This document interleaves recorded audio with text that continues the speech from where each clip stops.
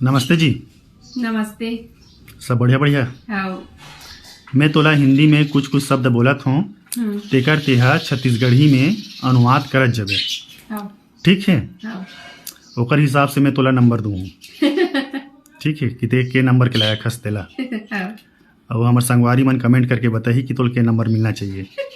भुलाबे मतलब माइनस होही। हाँ।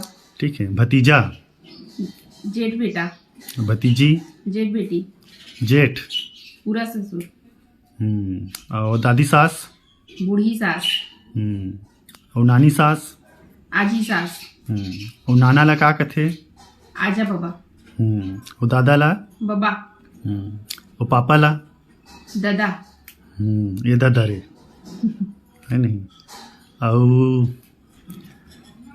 माँ ला, दाई, पत्नी ला, सुवारी, भाटो ला, भाटो, सॉरी जीजा ला, भाटो, दीदी जीजा ला दीदी भाटो कथे है ना।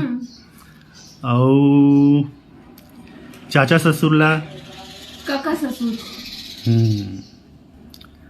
और का पूछो, माँ के तोर सास के बहनी ला का कबे, बड़ी सास, तोर सास के बहनी ला, छोटे बहनी ला, मौसी सास।